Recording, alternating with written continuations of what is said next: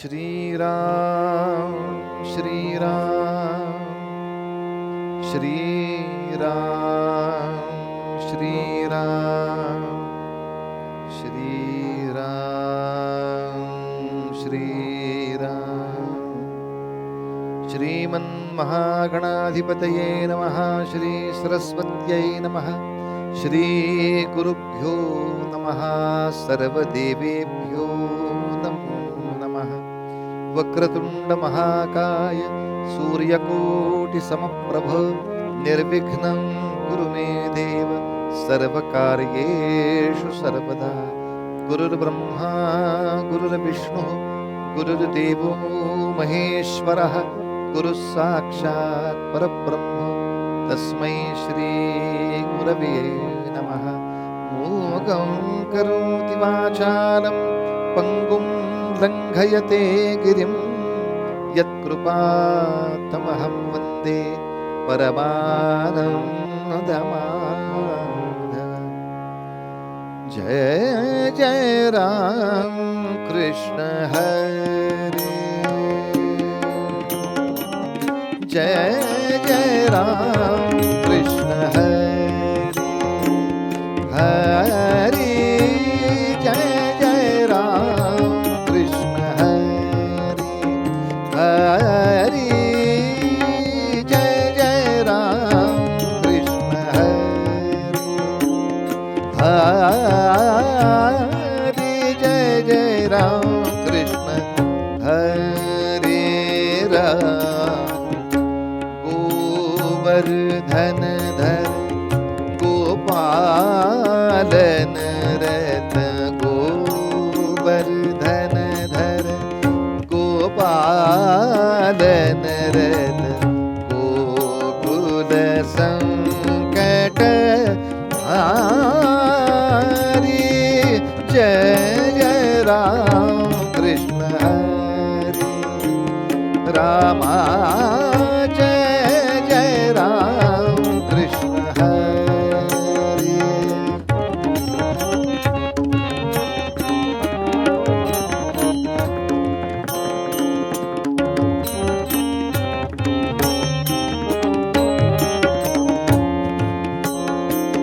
राम नवनीर दसम नवनीत प्रिय, नवनीर दसम नवनीत प्रिय, नवल विनोद विहारी। राम राम राम नवल विनोद विहारी विहारी, जय जय राम कृष्ण हरे। तेरे गम धनि सा, जय जय राम कृष्ण हरे।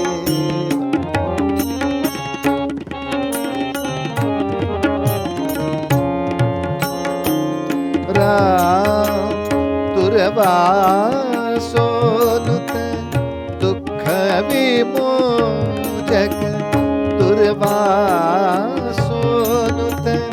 दुःख विमोचक, दुर्जन संगम हरे राजा राम। दुर्जन संगम हरे राजा राम रे, जय जय राम कृष्ण हरे राजा राम, जय जय राम कृष्ण हरे।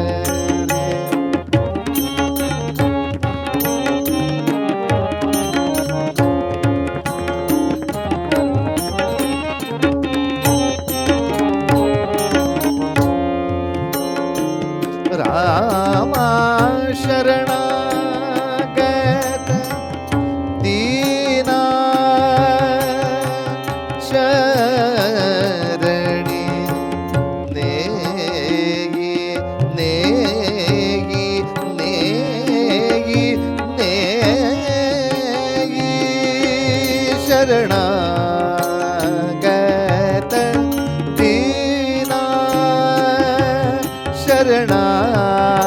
शरणागत दीना रे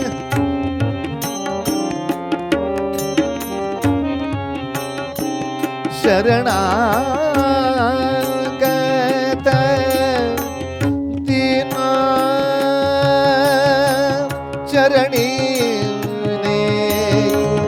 करुणा दृष्टि निहारी रामा करुणा दृष्टि निहारी जय जय राम कृष्ण हरि रामा जय जय राम कृष्ण हरि रामा जय जय राम जय जय राम जय जय राम कृष्ण हरे ये सद्गुरु राया कीर्तनी ये सद्गुरु राया ये सद्गुरु देवा कीर्तनी ये सद्गुरु राया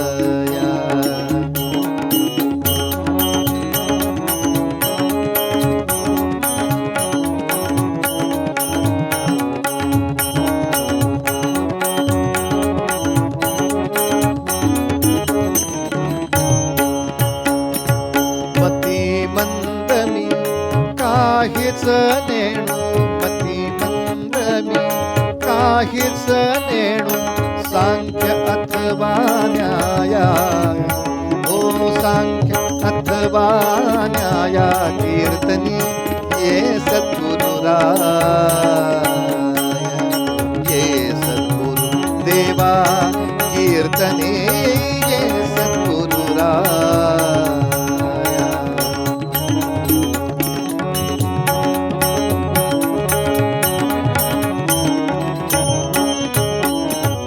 तीन परी मनास वाटे खीन तीन परी मनास वाटे इच्छा तव गुण गाया इच्छा तव गुण गाया कीर्तनी ये सद्गुरु राया ये सद्गुरु देवा कीर्तनी ये सद्गुरु राया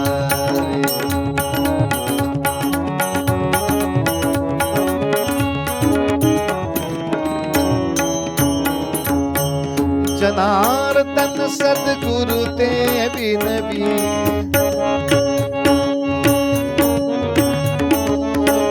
जनार्दन सद्गुरु ते विनवी निरंजनी चाराया गुरु रे निरंजनी चाराया कीर्तनी ये सद्गुरु राया ये सद्गुरु देवा कीर्तनी ये सद्गुरु राया कीर्तनी ये सद्गुरु राया कीर्तनी ये सद्गुरु रघुपति राघव राजा राम पतित पावन सीताराम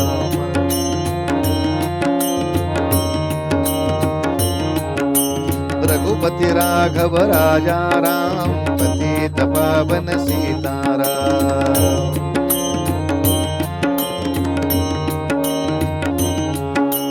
रघुपति राघव राजा राम पतित पावन सीताराम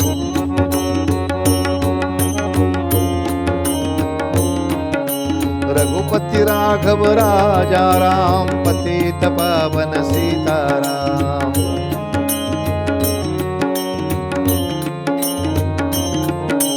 रघुपति राघव राजा राम पतित पावन सीताराम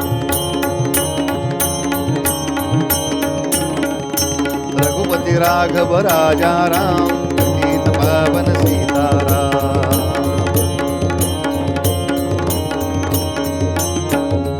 राजाधिराज रामचंद्र महाराज की जय। कुंडलीक वरदाहरि विठ्ठल श्री ज्ञानदेव तुकाराम पंढरीनाथ महाराज की जय. जय जय रघुवीर समर्थ. नमस्कार. जुन्या विद्वान कीर्तनकारांच्या कीर्तनाच्या आनंदासह नवीन अनेकांना या कीर्तनाचं व्यासपीठ उपलब्ध करून देणारा एकमेव यूट्यूब चॅनल कीर्तन विश्व. या कीर्तन विश्वचा प्रकल्प 12 वर्ष चालणार आहे. पैकी 5 वर्ष पूर्ण झाली आहेत. अनेक नवीन कीर्तनकार, अनेक नवनवीन विषय, अनेक नवनवीन मालिका आपण त्यामध्ये सादर केली आहेत. तेव्हा हा प्रकल्प आता पूर्णत्वाकडे जाण्यासाठी शक्यतो जेवढी शक्य असतील तेवढी कीर्तनं आपण प्रायोजित करा असं आवाहन करतो. प्रायोजित करणं शक्य नसेल तर यथाशक्ती जी काही आपल्याला मदत करता येईल ती जरूर करा. आणि या आर्थिक मदतीबरोबरच आणखीन एक, आपल्याकडे जुन्या कीर्तनकारांच्या काही संहिता उपलब्ध असतील तरी आमच्याकडे पाठवा. कारण सगळ्या नवीन कीर्तनकारांच्यासाठी एक मोठी कीर्तन संहितांची बँक तयार करण्याचा सुद्धा आम्ही प्रकल्प करतो आहोत. आणि अनेक जुन्या जाणत्या वेगवेगळ्या पठडीतल्या कीर्तनकारांची कीर्तनं ही रेकॉर्ड व्हावीत, आर्काईव्ह व्हावं या दृष्टीनं आपला हा प्रयत्न चालू आहे. तेव्हा असे कोणी कीर्तनकार असतील तरी त्यांची सुद्धा माहिती पाठवा. कार्यालयाचे नंबर आपल्या समोर आहेत. तेव्हा या प्रकल्पासाठी शेअर करा, सबस्क्राईब करा. हा तर विषय महत्त्वाचा आहेच, पण प्रायोजित करा आणि याचबरोबर अनेकांना या प्रकल्पामध्ये जोडून कीर्तन विश्वची बळकटी वाढवत राहा, एवढीच आपल्या सगळ्यांना प्रार्थना. काय बानू आता संतांचे उपकार, काय बानू आता संतांचे उपकार, मज निरंतर जागवेती, मज निरंतर जागवेती, मज निरंतर जागवेती. काय बानू माता संतांचे उपकार,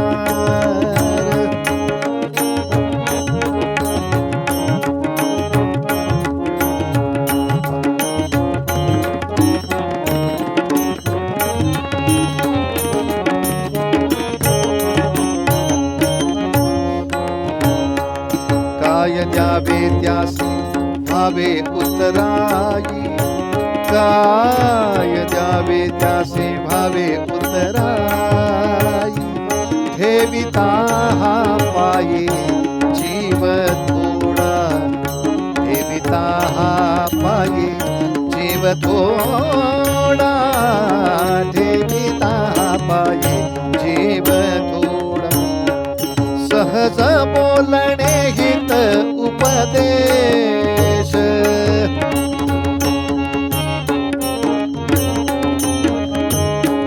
सहज बोलणे हित उपदेश, करुणे सायास शिकविती, करुणे सायास शिकविती, हो करुणे सायास शिकविती. काय द्यावे त्यासी भावे उतराई, काय द्यावे त्यासी भावे उतराई, ठेविता हा पाये जीव थोडा.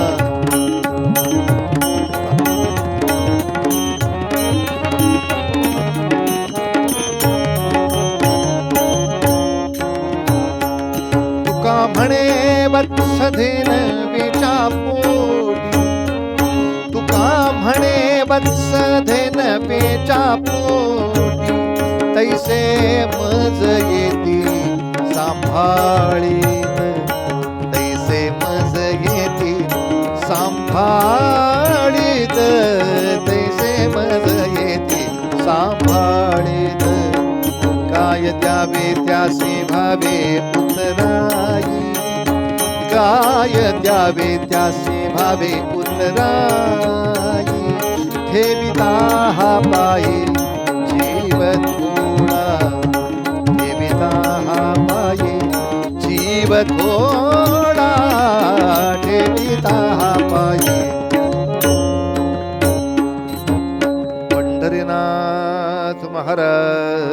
की जय.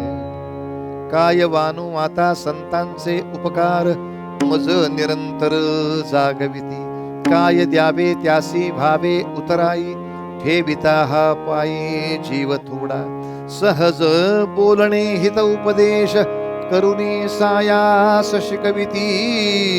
काय द्यावे त्यासी भावे उतराई, ठेविता हा पायी जीव थोडा. तुका म्हणे वत्स धेनवेच्या पोटी, तैसे मज येती सांभाळीत. काय द्यावे त्यासी भावे उतराई, ठेविता हा पायी जीव थोडा. श्री रामकृष्ण परमहंस यांचं चरित्र 3 भागामध्ये पाहायचं असं लक्षात घेऊन आपण पहिल्या भागाचं चिंतन केलं आहे. आता दुसऱ्या भागाचं चिंतन करणार आहोत. प्रत्येक पूर्वरंगासाठी या अभंगातल्या एकेका चरणाचा विचार करायचा असं लक्षात घेऊन, मज निरंतर जागविती म्हणजे काय, जागवणं म्हणजे काय, या विषयाचं चिंतन आपण पहिल्या भागात केलं. आता आज हा विषय विचारात घ्यायचा आहे. काय द्यावे त्यासी भावे उतराई, ठेविता हा पायी जीव थोडा. खरंच संतांचे आमच्यावर जे उपकार आहेत, याच्यातून उतराई होण्यासाठी त्यांना आपण काय दक्षिणा देऊ शकतो, काय दक्षिणा देणार. साधारणतः आपण नेहमीच यथाशक्ती यथामती अशी दक्षिणा देत असतो. पण महाराजांनी एक पराकोटीची कल्पना केली आहे. देवाला अर्पण करायचं किंवा गुरूंना अर्पण करायचं, ते सगळ्यात चांगल्यातलं चांगलं असलं पाहिजे, आवडीतल्या आवडीचं असलं पाहिजे, असा साधारणतः दंडक आहे. म्हणून भगवंताला जे तांदूळ व्हायचे त्याला म्हणायचं अक्षता. अक्षत, क्षत म्हणजे ज्याला हानी पोचली आहे असा. ज्या तांदूळाला हानी पोचलेली नाही, कीड लागलेली नाही, अर्धा तुटलेला नाही, अक्षत, असा जो आपल्यातला चांगल्यातला चांगला तांदूळ, तो देवाला व्हायचा असतो. पण आता नेमकं उलट झालंय. अक्षदांचे तांदूळ वेगळे मिळतात, जे दुसऱ्या कुठल्याच कामाला येत नसतात. आनंद आहे. पूजेच्या सुपाऱ्या वेगळ्या मिळतात, ज्या खाण्याच्या उपयोगाला कधीच येणार नसतात. आता ती किडली, घ्या पूजेला. असा काही वेळेला धर्माच्या विरुद्ध आचार आपणच करतो. जे व्हायचं म्हणून तर देवाला नैवेद्य दाखवण्यासाठी ते पदार्थ कसे जास्तीत जास्त चांगले होतील याचा विचार आपण करतो. मला जे नकोच होतं, मला जे नसलं तरी चाललं असतं, ते अर्पण करण्यामध्ये पूजा नाही, पूजा नाही.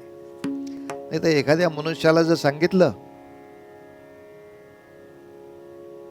अशी एक वस्तू सांग जी लोकांच्या फार उपयोगाची आहे आणि तू दान देऊ शकतोस, लोकांच्या फार उपयोगाची वस्तू आहे आणि ती तू दान देऊ शकतोस, असं तू काय दान देशील सांग बरे.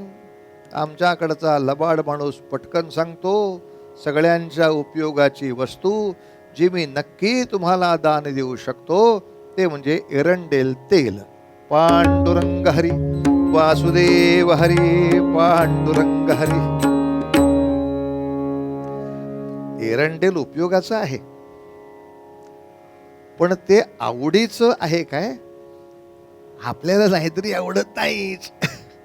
दान केल्याचं पुण्य. तेव्हा देवाला जे व्हायचं ते अधिक चांगलं असलं पाहिजे. आणि मनुष्याला सर्वाधिक प्रिय काय, आपण हे सामान्य माणसाबद्दल बोलतोय बरं, महाविभूतींच्या बद्दलचा हा विषय चाललेला नाही. अभंग सामान्यांसाठी आहे, चिंतन सामान्यांच्या दृष्टीनं करू. सामान्य माणसाला सगळ्यात आवडती गोष्ट कोणती, स्वतःचा जीव.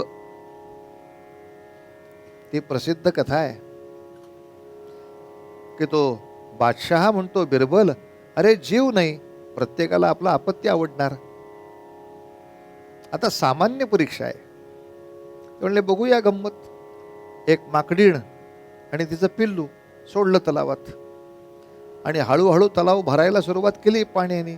मध्ये खांब ठेवला होता. जोपर्यंत त्या माकडीणीला शक्य होतं तोपर्यंत तिनं पिलाला वाचवला. शेवटच्या क्षणी पिलाला खाली घेतलं आणि वर गेली पटकन. स्वतःचा जीव सामान्यतः मनुष्याला प्रिय असणार, जीवाला प्रिय असणार, यात संशय नाही. म्हणून महाराज म्हणतात गुरूंच्या चरणी वाहण्यासाठी सगळ्यात मौल्यवान गोष्ट कुठली, तर स्वतःचा जीव. कारण सगळ्यात आवडती वस्तू आहे. पण स्वतःचा जीव जरी तिथं वाहिला तरी काय द्यावे त्यासी भावे उतराई. काय देऊन उतराई हो, तर त्या ठिकाणी गुरुदक्षिणा म्हणून मी माझा जीव जरी ठेवला, ठेविता हा पायी जीव, तर ती मोठी दक्षिणा होईल का? ती सगळ्यात छोटी दक्षिणा आहे. ठेविता हा पायी जीव थोडा. कारण या साधू संतांच्या संगतीमध्ये गेलं ना, ते सहज गप्पा मारता मारता एखादा शब्द बोलून जातात, एखादं वाक्य बोलून जातात आणि ते वाक्य आपल्या जीवनभराचा संस्कार होतं. सहज बोलणे, हित, उपदेश आणि करुणे सायास शिकविणे. पहा, साधूच्या मुखातनं सहज वाक्य बाहेर पडलं, त्यानं हित होतच. हित या शब्दाचा अर्थ दीर्घकालीन सुख म्हणजे हित. आता मला श्रीखंड खायला मिळणं हे सुख, आणि मी मर्यादेत खाल्ल्यामुळे मला जन्मभर खायला मिळणं हे हित. जन्मभर खायला मिळालं की हित झालं, आजच्यापुरतं मिळालं, आता उद्यापासून बंद करा म्हणजे ते सुख झालं. असं नाही. संतांच्या बोलण्याचा हा विषय येतो. एक दृष्टांत छोटासा. एका नगरीचा राजा, त्याच्या मनामध्ये असं आलं की आपण राज्य तर चांगलं केलं, आपला परिवार आहे, श्रीमंती आहे, पण जीवनाला परमार्थाचा स्पर्श पाहिजे. कोणीतरी गुरु करावा, त्या गुरुच्या चरणी आपण काही अर्पण करावं, काही आध्यात्मिक गोष्टी जाणून घ्याव्यात, काही तपश्चर्या करावी, असं मनात आलेलं आहे. नेरे ग मधने साधने रे ग रे ग मध रे ग रे नेरे.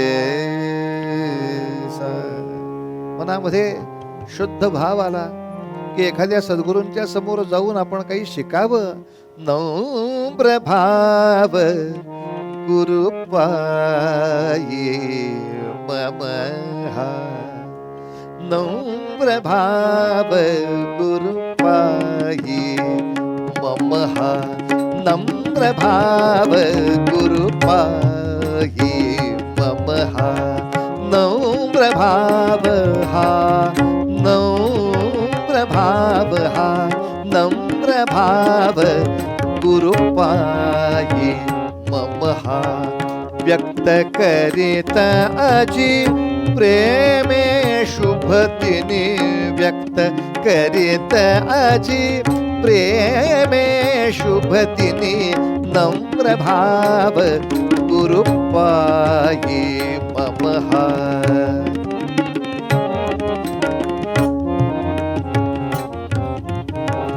नम्र भाव गुरु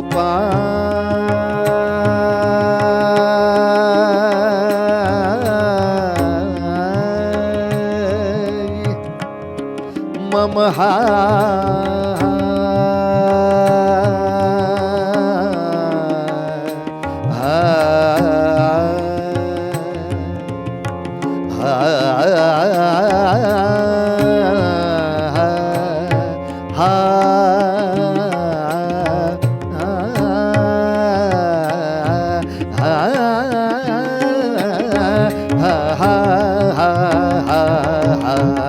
नम्र भाव गुरु नम्र भाव गुरु पाये.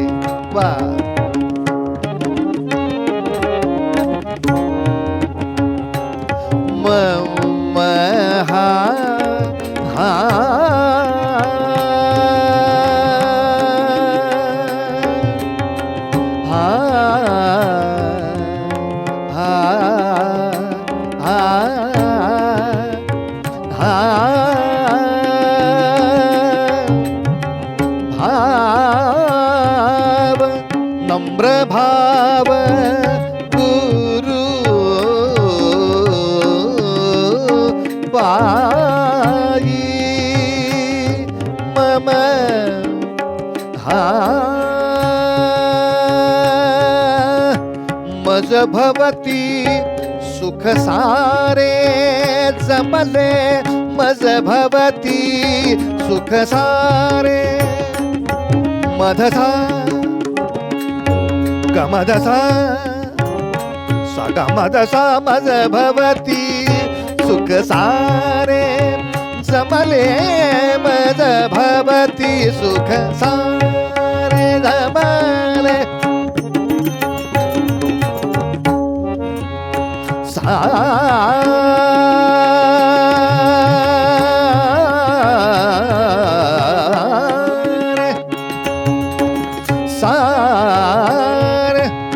सारे सारे सारे सारे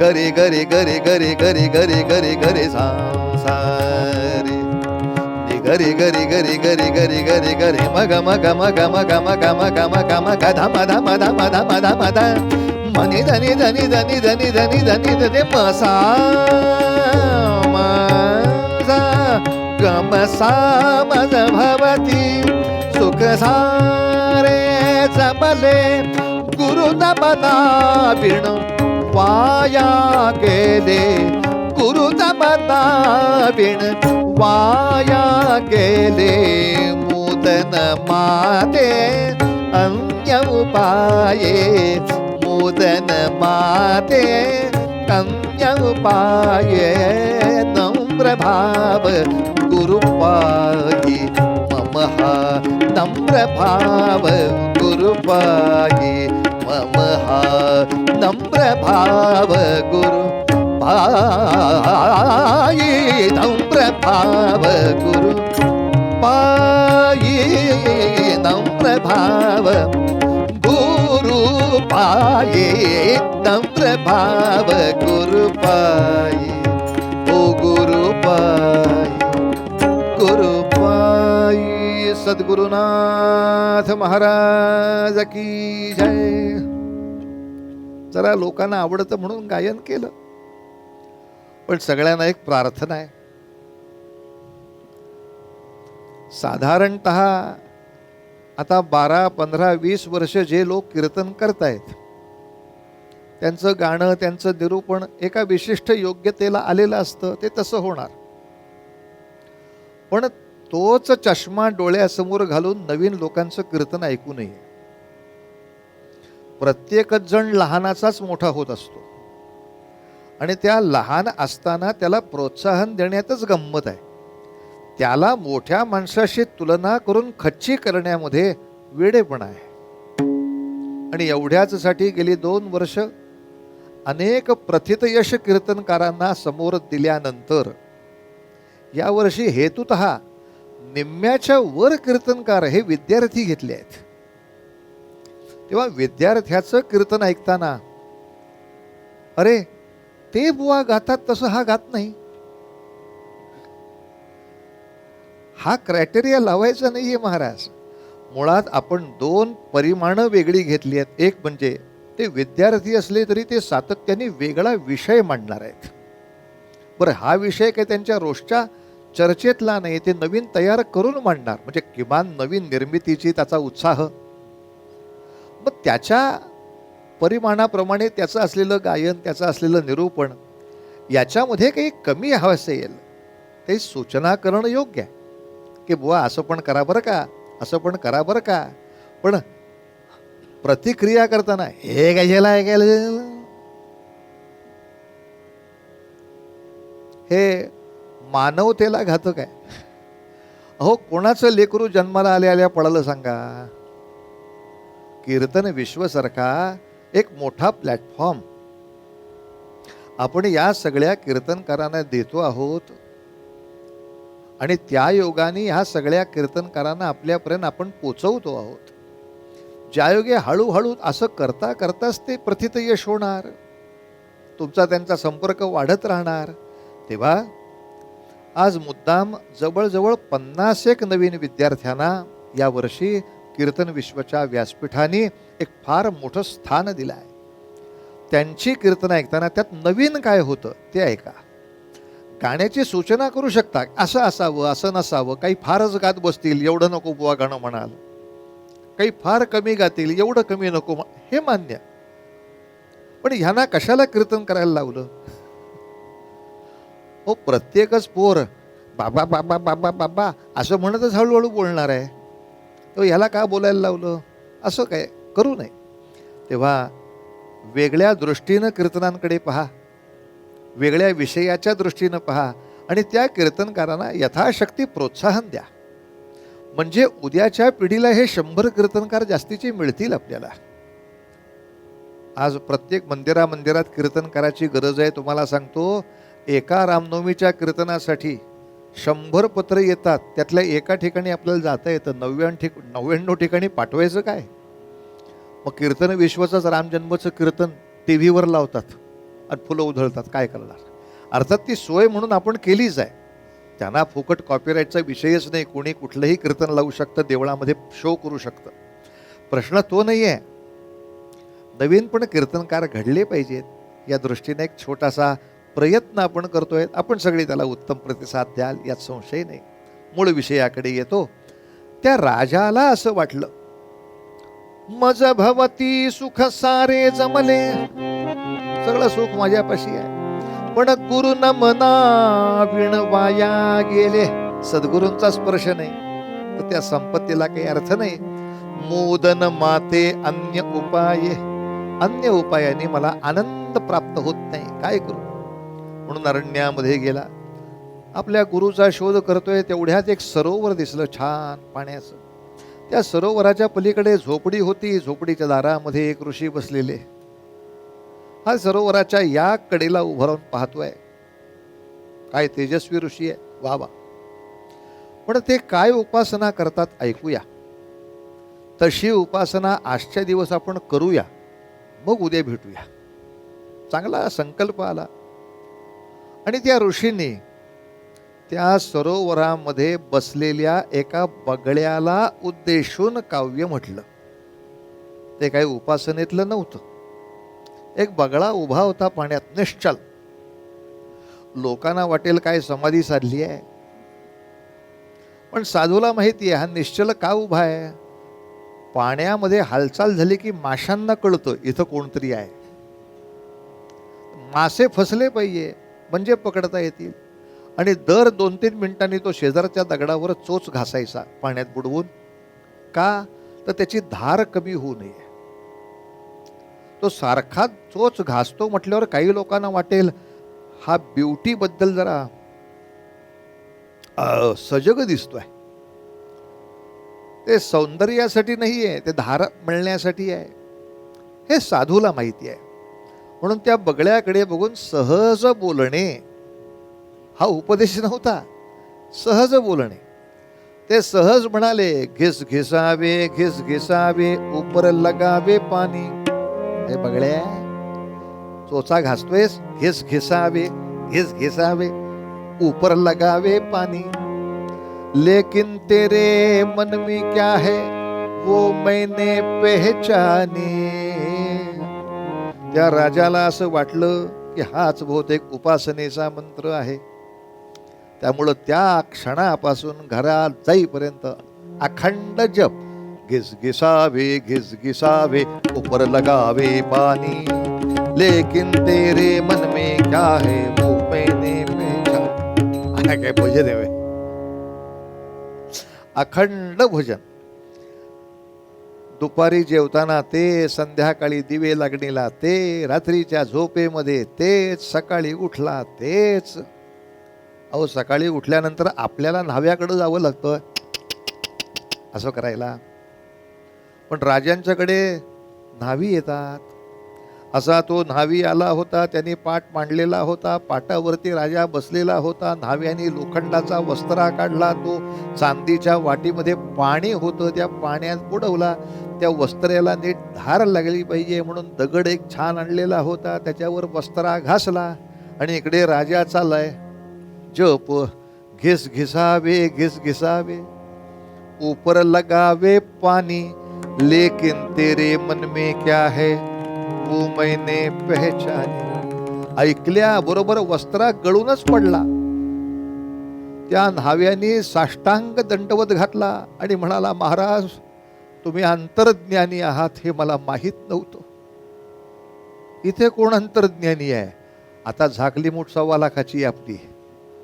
अंतर्ज्ञानी म्हणजे तुम्हाला खरंच सांगतो, आत्ता तुमची दाढी करताना तुमच्या गळ्यावरनं वस्त्रा फिरवून तुम्हाला मारून टाका असं मला त्या महामंत्र्यांनी सांगितलं होतं. म्हणून मी चांगली धार लावत होतो, पण तुम्ही आधीच ते ओळखलत. लेकिन तेरे मन में क्या है. अहो तुमचे मंत्री फार दुष्ट आहेत. यासले दुष्ट मंत्री मिळण्यापेक्षा तुमच्यासारखा अंतर्ज्ञानी राजा आपल्याला पाहिजे. हे आता मला कळून चुकलंय. तेव्हा माझी काही चूक नाही हो. मी हे केलं नसतं तर मला मारून टाकला असता त्यांनी. राजाच्या लक्षात आलं जे यायचं ते. त्या न्हाव्याला क्षमा केली, त्या मंत्र्याला पकडला, त्याला तुरुंगात टाकला आणि राजा धावत त्या साधूकडे गेला. त्या साधूचे खाट्ट चरण पकडले आणि म्हणाला एकच, महाराज तुमच्या मंत्रामुळे माझे प्राण वाचले. साधू चकित झाला. तो म्हणाला, मी तुला आयुष्यात पहिल्यांदा बघतोय. मी तुला मंत्र दिला कधी आणि तुझ्याकडनं पारायण झालं कधी? हो असं काय करता साधू बाबा? काल नाही का तुम्ही मंत्र म्हणत होता, घिसघिसावे घिसघिसावे. साधूने डोक्याला हात लावला. अरे मेल्या, तो काय मंत्र होता का? ते त्या बगळ्याकडे पाहून माझं सहज बोलणे. पण त्या साधूच्या सहज बोलण्याला गंभीरपणे घेतल्यामुळे त्या राजाचं काय झालं? हित उपदेश. त्याच्या जीवनाचं हित झालं, त्याला तो उपदेशच मिळाला. आणि मग करुणी सायास शिकविती. मग महाराज म्हणले, संत स्वतः कष्ट करतात आणि शिकवतात म्हणजे काय? हा विषय पुढच्या पूर्वरंगासाठी ठेवू. पण सहज बोलले तरी ते हित आहे. मग मला सांगा, हेतुतः त्यांनी उपदेशासाठी ज्या गाथा लिहिल्या त्या केवढ्या हिताच्या असतील? पण आमच्याकडे गाथेचं पुस्तक कुठं असतं? माळ्यावर. ज्ञानेश्वरी कुठे आहे? कपाटात. आणि हिथं काय ठेवलंय?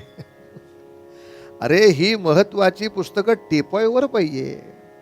चहा येतोय, वेफर्स येत आहे, तोपर्यंत पाठदिशी 2 अभंग वाचता आले पाहिजेत.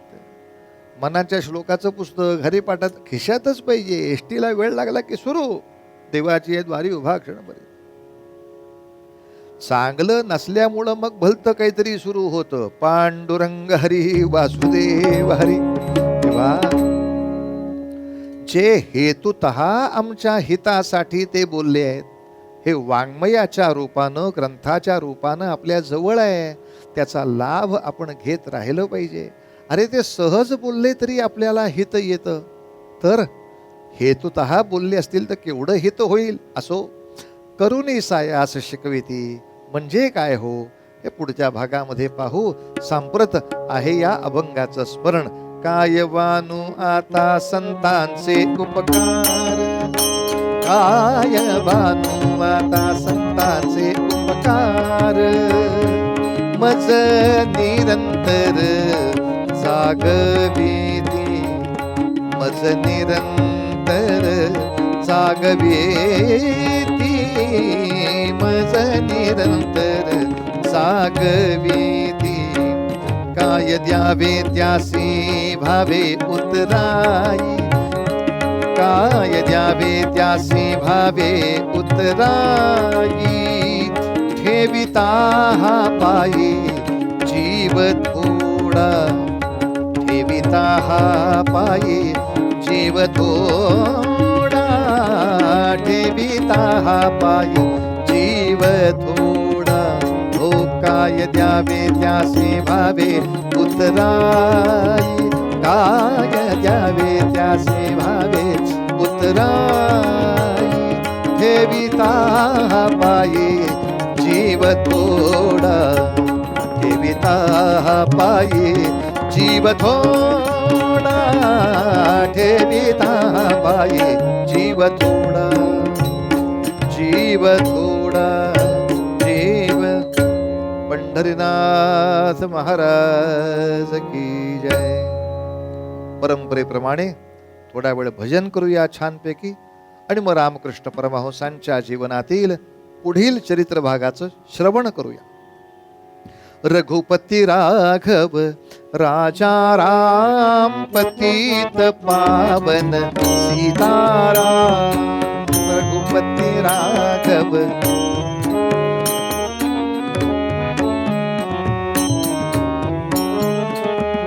रघुपती राघव राजा राम पतित पावन सीताराम.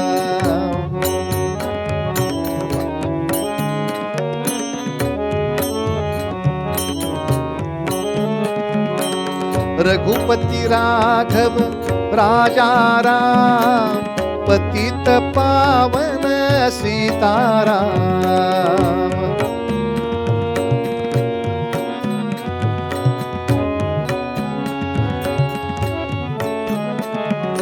रघुपति राघव राजा राम पतित पावन सीताराम.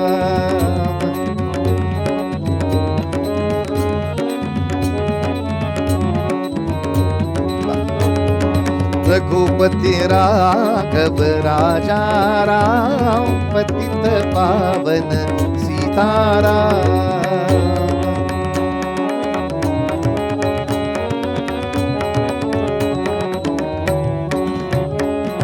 राजाधिराज रामचंद्र महाराज की जय. माझ्या बरोबर आपण म्हणा, हरे राम राम राम हरे हरे, हरे कृष्ण कृष्ण कृष्ण हरे हरे. गोपाल कृष्ण भगवान की जय. योगिया दुर्लभ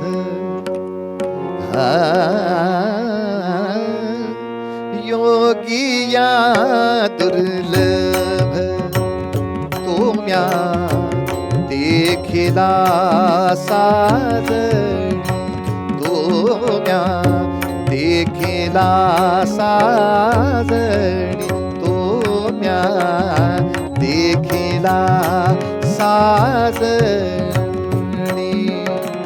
पाहता पाहता पाहता पाहता मना न पुरे धणी, तुम्या देखिला साजणी, तुम्या देखिला साजणी. बाबा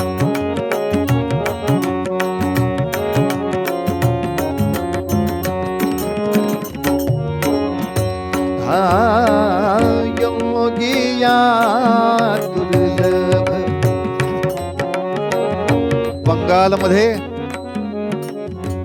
कोलकाता शहरामध्ये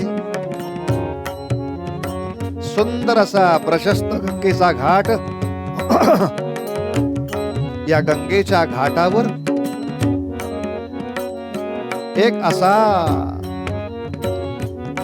ध्यानस्थ योगी, आपण ओळखला असेल हा ध्यानस्थ योगी कोण, जो गदाधर कामारपुकुर गावातून आता कोलकात्याला आला. आपल्या थोरल्या भावाच्या म्हणजे रामकुमार यांच्या पाठशाळेमध्ये थोडं काम करू लागला, पण तिथे जीव रमायचा नाही. मग जीव रमवण्यासाठी कुठे, नदीच्या किनारी. आणि असा नदीच्या किनारी बसलेला, त्या पाण्याकडे पाहिलं तरी ध्यान लागायचं. आकाशामध्ये पाहिलं तरी ध्यान लागायचं नव्हे, त्या आकाशामध्ये एखादा मेघ आला, ढग आला, त्याच्यामध्ये सुद्धा भगवंताचं स्वरूप दिसायचं आणि मनाला वाटायचं खरंच रे योगिया दुर्लभ, योगिया दुर्लभ तो म्या देखिला साजणी, तो म्या देखिला साजणी, तो म्या. त्या आकाशाकडे पाहता पाहता देहभान हरपायचं. एकात्म ध्यान पाहता पाहता पाहता पाहता पाहता पाहता पाहता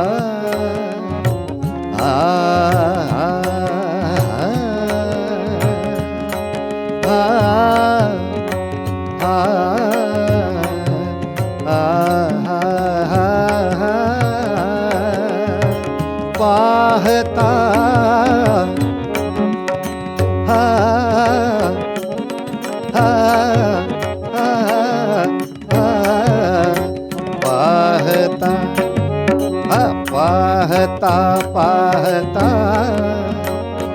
मना न पुरे धणे, तो म्या देखिला साजणी, तो म्या देखिला. मनाला असा आनंद, अतीव आनंद. कसला? देखिला देखिला के माये, देखिला देखिला के माये, देवांचा देवो देखिला देखिला के माये, देवांचा देवो फिटला सोते हो, फिटला सोते हो, निमाले तुझे पण तो म्या देखिला साजणी, तो म्या देखिला. जय शिवशंकर.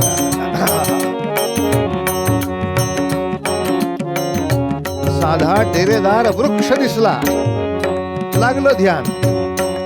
अनंत रूपे अनंत वेशे, अनंत रूपे अनंत वेशे, अनंत रूपे अनंत वेशे, अनंत रूपे अनंत वेशे.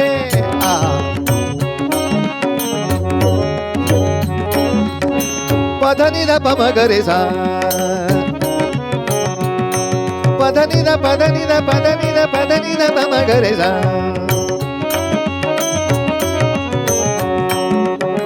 अनंत रूपे अनंत वेशे, अनंत रूपे अनंत वेशे, देखिला म्या त्यासी, देखिला म्या त्यासी. पाप रखुमा देवी बरू, पाप रखुमा देवी बरू, खून बाणली रैसे तो म्या देखिला साजणी, तो म्या देखिला साजणी. योगिया दुर्लभ पम गरे सा, योगिया दुर्लभ पधम पगम रे ग सारे सा, योगिया दुर्लभ तो म्या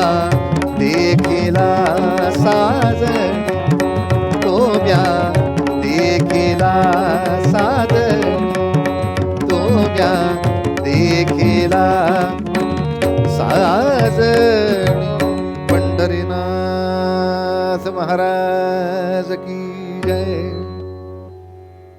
असा अतिशय ध्यान मग्न होणारा गदाधर, त्याला काही वेळेला बंधू विचारायचे, अरे कुठे होतास एवढा वेळ? काय करू दादा, त्या गंगेच्या किनारी बसलं की अशा गोड समाधीचा आनंद मिळतो.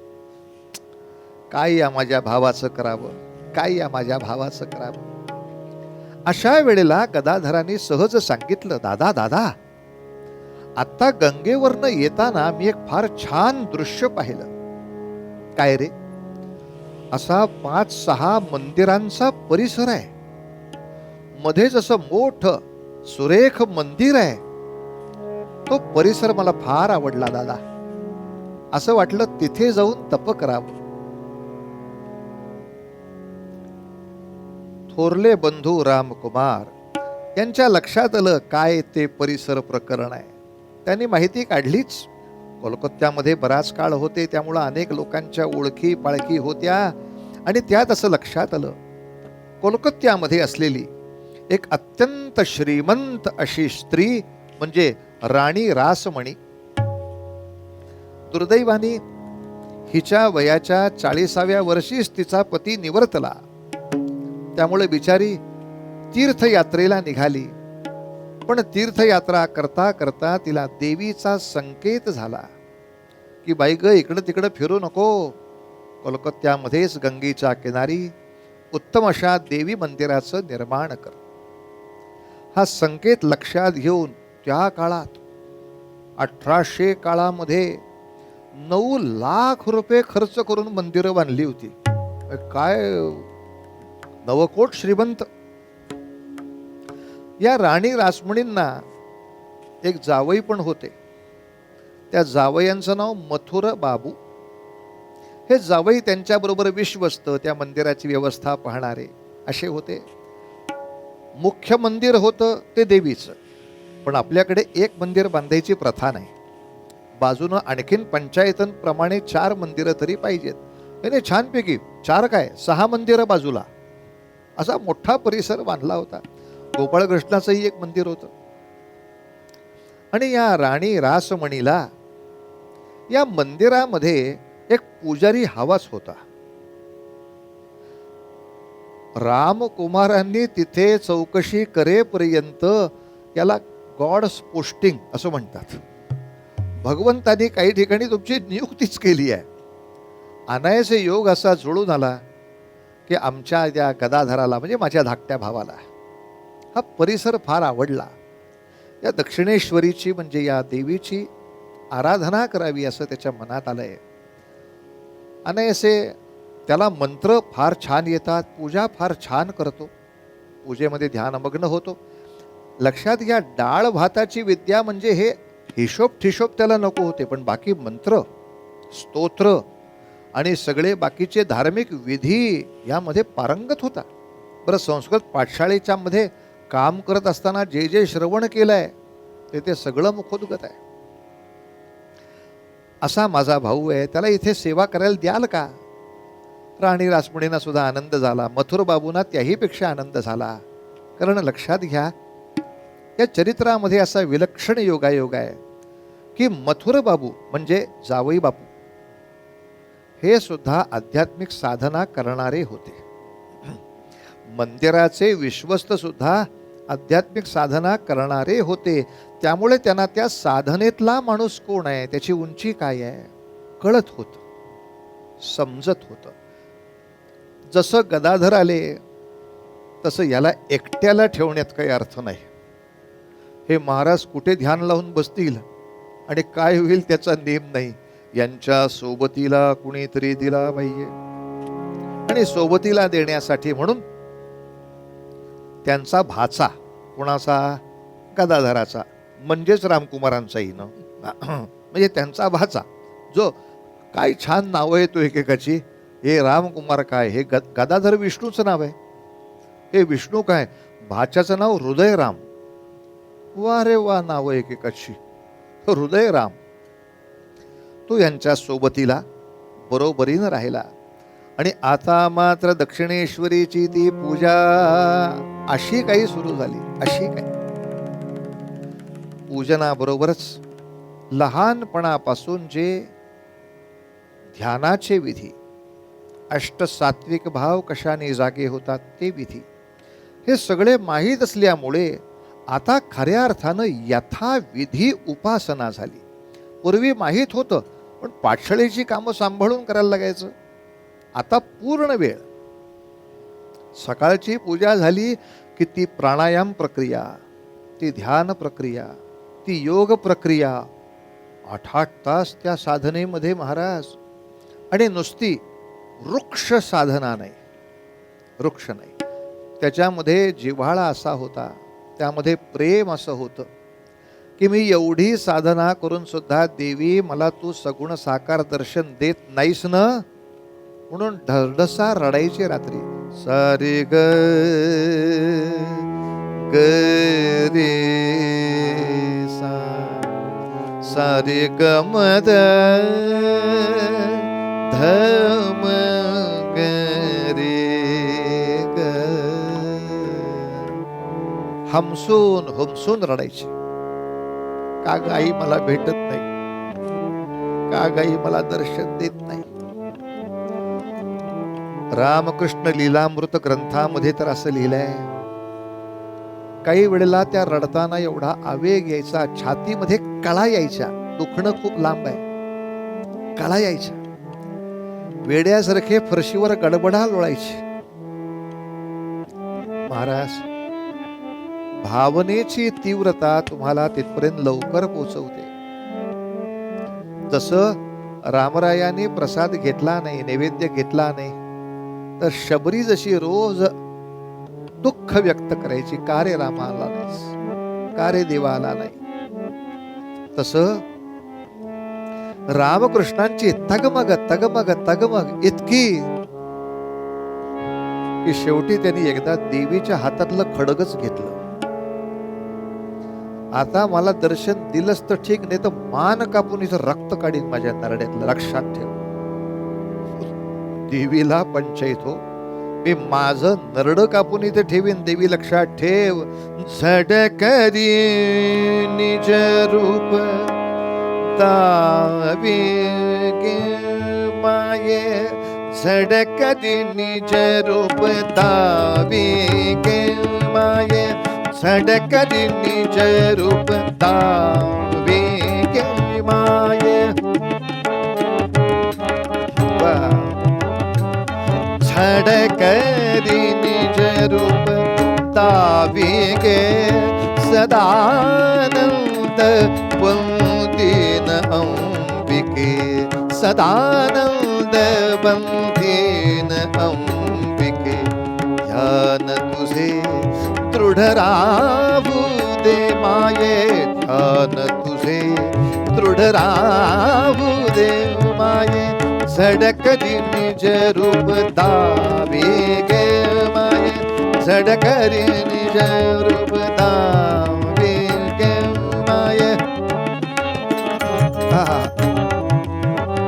झडकरी निज रूप तावे गे. घाई आहे ना आपल्याला,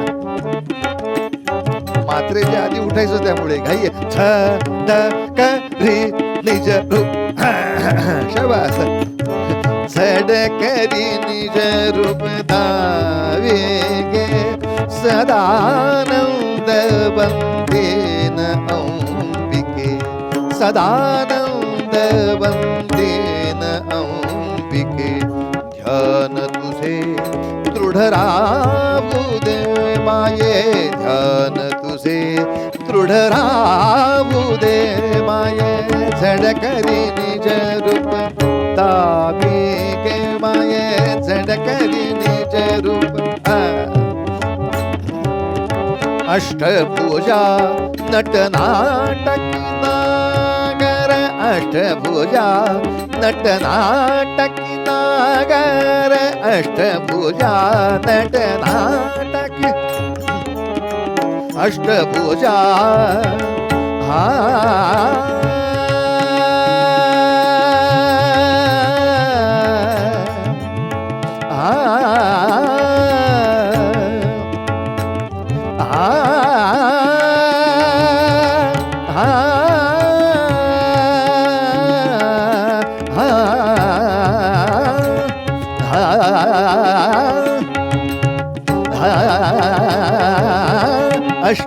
तुझ्या नटनाटकी नागर नयनी प्रेम समावू दे नयनी प्रेम समावू दे जय दुर्गे भगवती भवानी जय दुर्गे भगवती भवानी ध्यान तुझे दृढ राहू दे ध्यान तुझे दृढ राहू दे माये झडकरी निज रूप दावी गे माये झडकरी निज रूप दावी झडकरी निज दावी झडकरी निज रूप दावी गे रूप दावी गे जगदंबा माता की जय.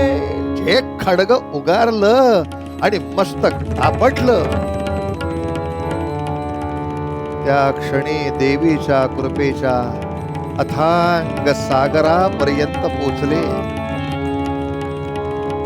त्या सागरातून मनसोक्त विहार करून परत आले.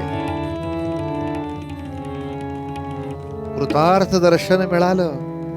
रामकृष्ण तर म्हणायचे त्या दिवसापासून देवी माझ्यासाठी असं काही होती. तिच्या नाकापाशी हात नेला तर मला श्वास जाणवायचा हाताला. देवी श्वासोच्छ्वास करते. ते सगळं बोलायचे तिच्याशी. देवी तुला आज हे फूल वाहू का? तुला आज ह्या रंगाची साडी नेसवू का? लोकांना वाटायचं हा काही वेडा आहे का काय? देवीशी काय बोलतोय? कित्येक वेळेला उलट व्हायचं. फूल व्हायला जायचे आणि बाहेरच्या माणसाला असं दिसायचं देवी हे फार छान चाफ्याचं फूल आणलंय वाहून आज. अगं काहीतरी काय बोलते अगं येडे. माझ्या डोक्यावर कुठे ठेवू? माझ्या नाही डोक्यावर ठेवणार. तुझ्या पूजेसाठी आणलंय. तुलाच घेतलं पाहिजे. काय का हट्टी आहे तू? बरं ठेवतो माझ्या डोक्यावर. स्वतःच्या डोक्यावर ठेवायचे फूल. खरंच एखाद्याला हा वेडाच वाटेल. पण ह्यांना जाणणारे फक्त होते ते मथुर बाबू. मथुर बाबू म्हणायचे राणी रासमणींना, सासूबाई अशी पूजा बघायला मिळायची नाही. अशी पूजा बघायला मिळायची नाही. काय माय लेकराचा संवाद आहे हो. तो त्या आईसारखा तिला जपतोय. तो जागतोय त्या आईपणात. काळजी करू नका. काळजी करू नका. ही श्रेष्ठ पूजा आहे. त्या गदाधराच्या बऱ्याच गमती जमती आहेत. तुम्हाला खरं सांगू, फक्त रामकृष्ण परमहंसांचं चरित्र हे 300 दिवस चालतं. 2 महिने सुट्टी घ्यायची. वर्षभर रोज तरी संपणार नाही असा ग्रंथ आहे रामचंद्रांचा, रामकृष्ण चरित्रामृत. केवढं चरित्र आहे. बा बा बा बा. म्हणजे खरंच या 3 भागामध्ये तुम्ही जे ऐकताय ना, फक्त डॉक्युमेंटरी आहे. अख्खा 3 तासाचा सिनेमा बाकी आहे. 3 तासाचं गणित 3 मिनिटात जसं काढतात तसं हे डॉक्युमेंटरी प्रकरण करावं लागतंय. काय करणार. केवढ्या कथा आहेत. बाप रे बाप. त्यातल्या काही बघण्यासारख्याच आहेत. काय झालं, त्या अनेक मंदिरांच्या परिसरामध्ये ते जे कृष्णाचं मंदिर होतं, त्या कृष्ण मूर्तीचा पाय जरा मोडला, भंगला. आता बाकी सगळे जे कर्मठ, अशुभ झालं, अशुभ झालं, अशुभ झालं, अशुभ झालं, मूर्ती बदलली पाहिजे, मूर्ती बदलली पाहिजे. आणि तेव्हा पहिल्यांदा गदाधरांनी एक विद्रोहकारी वाक्य म्हटलं. तोपर्यंत त्या गदाधराचा आता एवढा दबदबा झाला होता की मालक असलेल्या राणी रासमणी सुद्धा त्यांना पिताजी म्हणायच्या. मथुर बाबू सुद्धा त्यांना पिताजी म्हणायचे. फारसं देहाकडे आता लक्षच नाही. एक गुडघ्यापर्यंत कसं बसं नेसलेलं धोतर, अंगावर एक पंचा, सुडकी तब्येत, कसे तरी खुरटलेले केस आणि कशी तरी एक छोटीशी दाढी. ह्या पलीकडे प्रॉपर्टीच नाही काही. जी काही प्रॉपर्टी ती डोळ्यात. एक्सरे मशीन होतं, एक्सरे मशीन. सगळे म्हणाले, पिताजी अब क्या करे. सगळे म्हणतायत मूर्ती बदला. अतिशय लहान पोरासारखं निर्मळ हसायचे आणि हसताना असे थोडं दाढी खाजवायची. त्यांनी राणी रासमणीला असं म्हटलं, मालकीणबाई, मी तुम्हाला एक प्रश्न विचारू का? विचारा. समजा तुम्ही उद्या तुमच्या जावयाचा पाय तुटला तर काय कराल? तुमच्या जावयाचा पाय तुटला तर तुम्ही तुमच्या मुलीसाठी नवीन नवरा आणाल का पाय दुरुस्त कराल?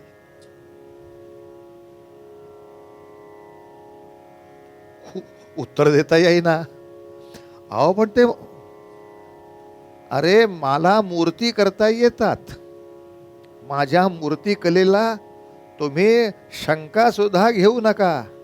असा तो दुसरा पाय करून बेमालूमपणे बसवला की काय गोपाल कृष्ण नाचणार नाही. गोपाल कृष्ण भगवान की. बेमालूमपणे. पण अर्थात या सगळ्या गोष्टी अशा आहेत, तिथे रामकृष्ण परमहंस आहेत म्हणून हे सगळं चांगलं आहे, हे शक्य आहे. सामान्य माणसाच्या डोळ्यात हे सगळं बसणारं प्रकरण नाही. हो नाही, हो नाही. आणखीन अवघड गोष्ट सांगतो. जेव्हा रामकृष्णांच्या हे लक्षात आलं, अजून त्यांचं नाव गदाधरच आहे, जेव्हा त्यांच्या हे लक्षात आलं, मी जेव्हा आईच्या बरोबर, मी पुत्र आहे हा वत्सल भाव घेतला, तेव्हा मला आईचं दर्शन झालं. म्हणजे ज्या भावामध्ये मी माझी तीव्रता वाढवेन त्या भावाप्रमाणे दर्शन होतं. सूत्र सापडलं. मग म्हणले आता एक गंमतच करतो. काय? आता या देवीचं सीतेच्या रूपात दर्शन पाहिजे. मग त्यासाठी काय करावं लागेल? हनुमत भाव घ्यावा लागेल. मारुतीरायांना दर्शन झालंय पहिलं. आणि त्या दिवसापासून काय करायला लागले महाराज?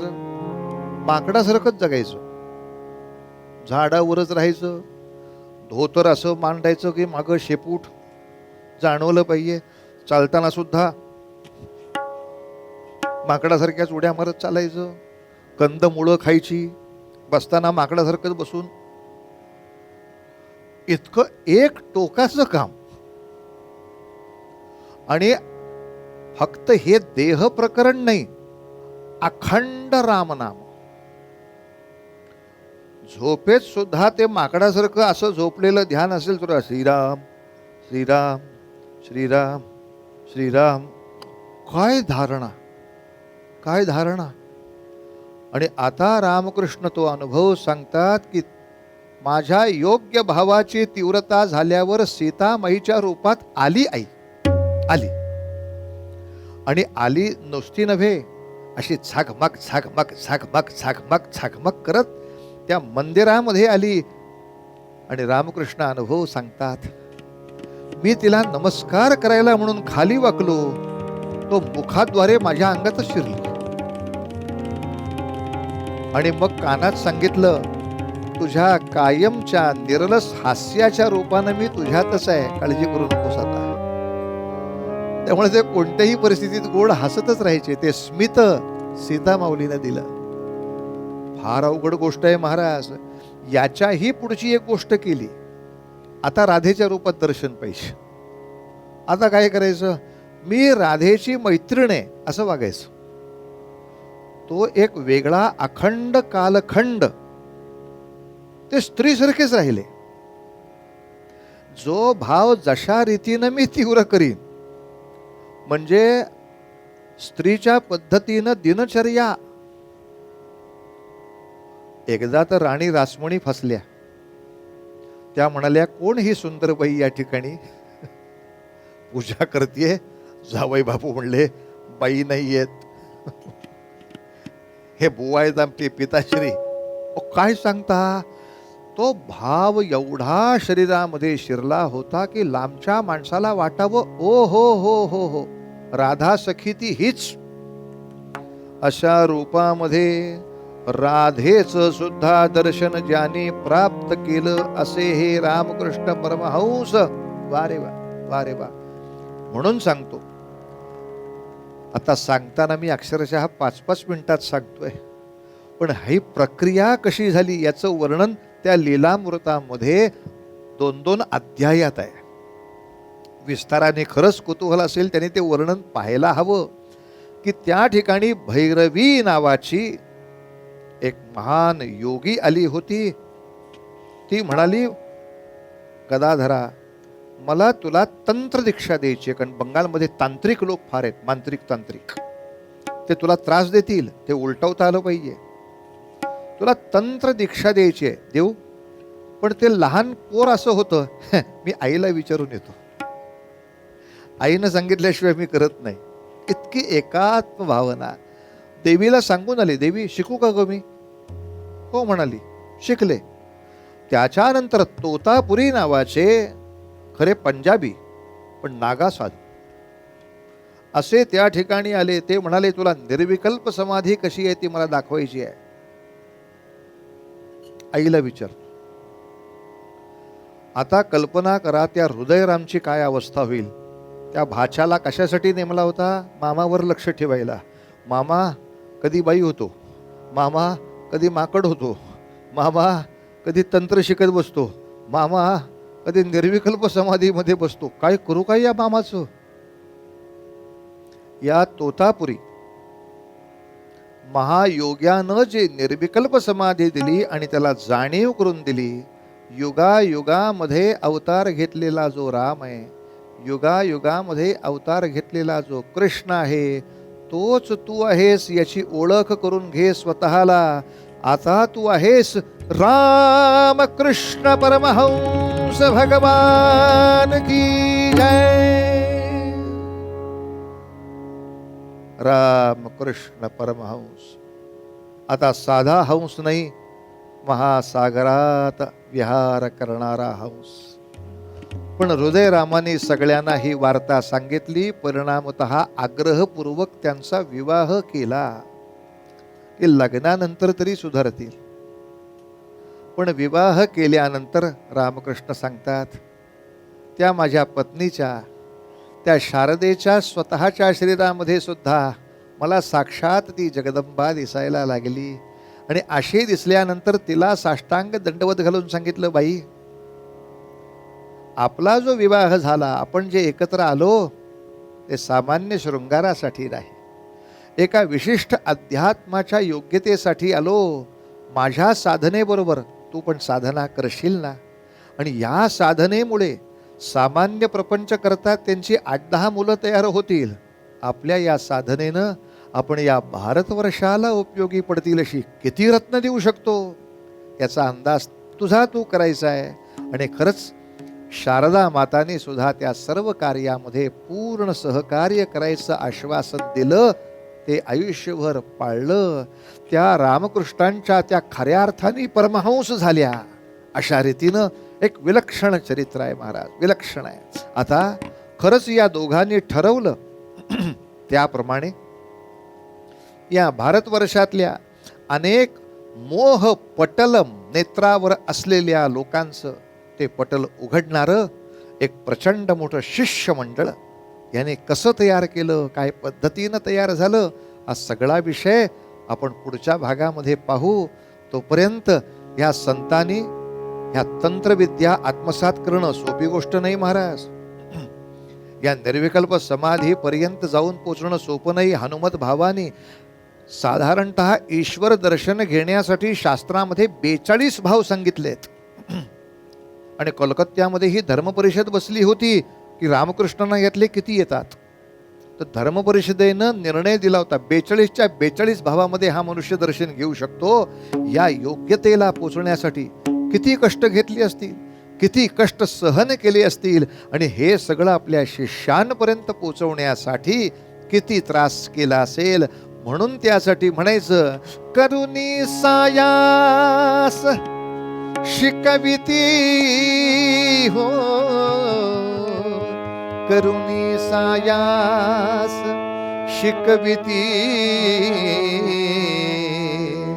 काय बानू आता संतांचे उपकार मज निरंतर जागविती मज निरंतर जागविती मज निरंतर जागविती काय द्यावे त्यास भावे उतराई ठेविता हा पायी जीव थोडा ठेविता हा पायी जीव थोडा हो काय बानो आता संतांचे उपकार काय बानो आता संतांचे उपकार काय बानो आता संतांचे उपकार पंढरीनाथ महाराज की जय सदा सर्वदा योग तुझा घडावा तुझे कारणी देह माझा पडावा उपेक्षू नको गुणवंता अनंता रघुनायका मागणी हेची आता जय जय रघुवीर समर्थ. हे कीर्तन आपल्याला कसं वाटलं आपला अभिप्राय जरूर कळवा. हे कीर्तन लाईक करा, शेअर करा.